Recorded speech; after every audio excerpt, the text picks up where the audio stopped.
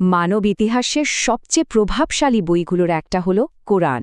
তো আজকে আমরা এই অসাধারণ গ্রন্থটা নিয়েই কথা বলবো। দেখব কিভাবে এটা প্রজন্মের পর প্রজন্ম ধরে কোটি কোটি মানুষের জীবনকে পথ দেখিয়েছে। চলুন এর একটা সংক্ষিপ্ত কিন্তু গভীর পরিচয় জেনে নেওয়া যাক। স্ক্রিনে যে প্রাচীন পাণ্ডুলিপিটা দেখা যাচ্ছে এটা কিন্তু আমাদের সরাসরি ৭ম শতাব্দীতে নিয়ে যায়। হ্যাঁ, এটা ইসলামের পবিত্র গ্রন্থ কোরআন। এর ইতিহাস প্রায় ১৫০০ বছরেরও বেশি পুরনো। তো আজকের এই যাত্রায় আমরা ঠিক কি দেখব। প্রথমে থাকবে কোরআনের একটা পরিচিতি, তারপর এর ইতিহাস আর পাণ্ডুলিপিগুলো নিয়ে জানব। এরপর দেখব এর মূল বার্তাটা কি, মানবাধিকার নিয়ে কি বলা হয়েছে, আর সবশেষে আজকের দুনিয়ায় এর প্রাসঙ্গিকতা কতটুকু। তো চলুন আর দেরি না করে শুরু করা যাক। আচ্ছা, তাহলে প্রথমেই চলুন কোরআনের ইতিহাসে একটু ঢু মারা যাক।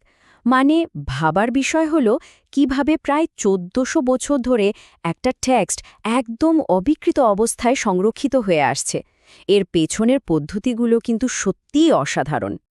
একদম শুরুর দিকে কোরআন সংরক্ষণের জন্য দুটো বেশ শক্তিশালী পদ্ধতি ব্যবহার করা হতো। একদিকে যেমন নবীর সাহাবীরা প্রত্যেকটা বাণী মুখস্থ করে ফেলতেন, মানে একদম হৃদয়ে গেঁথে নিতেন। ঠিক তেমনি অন্যদিকে নবীর সরাসরি তত্ত্বাবধানে কিন্তু লেখা হতো। আর কিসের ওপর লেখা হতো? পাথর, চামড়া, খেজুর পাতা, এমনকি পশুর হাড়ের মতো সহজলভ্য জিনিসপত্রের ওপর। কোরআনের এই পুরো যাত্রাপথটা কিন্তু আসলে অসাধারণ। ভাবুন তো, ঐশী বাণী নাজিল হওয়া শুরু হলো, আর তার মাত্র কয়েক দশকের মধ্যে খলিফাদের তত্ত্বাবধানে সেটা একটা পূর্ণাঙ্গ বইয়ের রূপ পেয়ে গেল। সেই সময়ের জন্য এটা যে কত বড় একটা যুগান্তকারী পদক্ষেপ ছিল তা বলে বোঝানো যাবে না। আর এর পক্ষে কিন্তু ঐতিহাসিক প্রমাণেরও কোনো অভাব নেই। যেমন ধরুন বার্মিংহ্যাম বা সানার পাণ্ডুলিপিগুলো। এগুলো কোরআনের প্রাচীন উৎসকেই সমর্থন করে, আর এই পাণ্ডুলিপিগুলো দেখলে বোঝা যায় যে কতটা সতর্কতার সাথে এগুলো সংরক্ষণ করা হয়েছে। এমনকি তখনকার স্বতন্ত্র লিখন রীতিও বেশ পরিষ্কারভাবেই চোখে পড়ে। তো ইতিহাস তো জানা হলো, এবার চলুন কোরআনের মূল বার্তার গভীরে যাওয়া যাক। মানে এর যে ১১৪টা অধ্যায় আছে তার মধ্যে মূল ভাবনাটা আসলে কি, এর সেন্ট্রাল থিমটা কি। আচ্ছা, কোরআনের গঠনটা কিন্তু বেশ সহজ আর গোছানো। এতে মোট ১১৪টা অধ্যায় বা সূরা আছে, আর প্রত্যেকটা সূরার দৈর্ঘ্য আর বিষয়বস্তু কিন্তু আলাদা আলাদা। কোরআনের একদম কেন্দ্রে, মানে সবচেয়ে গুরুত্বপূর্ণ যে ভিত্তিটা, সেটা হলো একেশ্বরবাদ। সহজ কথায় আল্লাহর একত্ববাদের ধারণা। এই বিশ্বাসটা হল ঈশ্বর মাত্র একজনই, তিনি অবিভাজ্য, আর তিনি এই পুরো মহাবিশ্বের স্রষ্টা এবং পালনকর্তা। একেশ্বরবাদের এই মূল ধারণার পাশাপাশি কোরআন কিন্তু আমাদের জীবন আর পরকালের জন্য একটা কমপ্লিট গাইডলাইন দেয়। যেমন এতে বিচার দিবস, জান্নাত, জাহান্নাম এগুলোর বর্ণনা আছে। আবার বিভিন্ন নবীর জীবন থেকে শিক্ষামূলক গল্প আছে।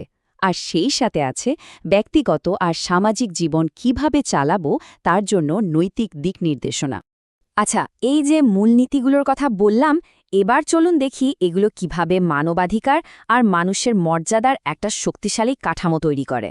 আর এটা কিন্তু সেই সময়ের জন্য রীতিমতো একটা বৈপ্লবিক ব্যাপার ছিল। এখানে নবীর বিদায় হজের ভাষণের একটা অসাধারণ উক্তি দেখুন। বলা হচ্ছে, একজনের জীবন, সম্পদ আর সম্মান আরেকজনের কাছে পবিত্র। ভাবা যায়, এটা তো মানবাধিকারের একদম মৌলিক একটা ভিত্তি স্থাপন করে দিল। এখানে আরও একটা দারুণ উদাহরণ আছে। দেখুন, বলা হচ্ছে বাবার অপরাধের জন্য ছেলেকে বা ছেলের অপরাধের জন্য বাবাকে দায়ী করা যাবে না। এটা ব্যক্তিগত ন্যায় বিচারের কি অসাধারণ একটা মূলনীতি। তখনকার দিনে যে একজনের অপরাধের জন্য পুরো গোত্রকে শাস্তি দেওয়া হতো, সেই প্রাচীন প্রথাটার কিন্তু এখানে ইতি টানা হলো। পরিষ্কারভাবে বলে দেওয়া হলো, প্রত্যেকে তার নিজের কাজের জন্যই দায়ী থাকবে। শুধু তাই না, ইসলাম কিন্তু নারীর আইনি আর আর্থিক অধিকার প্রতিষ্ঠার জন্য কিছু যুগান্তকারী পদক্ষেপ নিয়েছিল। যেমন ধরুন, সম্পত্তিতে নারীর উত্তরাধিকারের অধিকার দেওয়া হলো। আবার বিয়ের সময় মোহরানা সরাসরি কনেকে দেওয়ার নিয়ম করা হলো, যেটা সম্পূর্ণ তার নিজের সম্পদ। আর সবচেয়ে বড় কথা, বিয়েতে নারীর হ্যাঁ বা না বলার পূর্ণ অধিকার দেওয়া হলো। তো এই সব কিছু আমাদের একদম আজকের সময় নিয়ে আসে। ভাবুন তো, একসময় যা চামড়া বা পাথরের ওপর লেখা হতো সেই প্রাচীন গ্রন্থটা আজকের এই ডিজিটাল যুগেও কিভাবে নিজেকে এতটা প্রাসঙ্গিক রেখেছে এটা কিন্তু সত্যি একটা গভীর ভাবনার বিষয়। এই যে হাজার বছরেরও বেশি পুরনো একটা গ্রন্থ, এটা কিন্তু আজও একদম জীবন্ত। আর এটা এখনও বিশ্বজুড়ে কোটি কোটি মানুষের প্রতিদিনের জীবনে আধ্যাত্মিক আর নৈতিক পথপ্রদর্শক হিসাবে কাজ করে যাচ্ছে। আর মজার ব্যাপার হল, প্রযুক্তি কিন্তু কুরআনের এই শক্তিশালী মৌখিক ঐতিহ্যকে আরও অনেক দূর এগিয়ে নিয়ে গেছে। আব্দুল বাসেদ বা আব্দুর রহমান সুদেইসের মতো বিশ্ববিখ্যাত কারিদের সেই অসাধারণ তেলাওয়াত এখন ডিজিটাল লাইব্রেরির মাধ্যমে বিশ্বের যে কোনো প্রান্তে যে কোনো সময় শোনা যাচ্ছে। তো সবশেষে একটা প্রশ্ন রেখে যেতে চাই, যেটা হয়তো আমাদের সবাইকে আরও কিছুটা ভাবতে সাহায্য করবে। প্রশ্নটা হলো, কিভাবে সপ্তম শতাব্দীর একটা গ্রন্থ আজও এই একবিংশ শতাব্দীতে এসে বিশ্বজুড়ে কোটি কোটি মানুষের সংস্কৃতি, নৈতিকতা আর আধ্যাত্মিক জীবনকে প্রতিদিন এতটা গভীরভাবে প্রভাবিত করে চলেছে?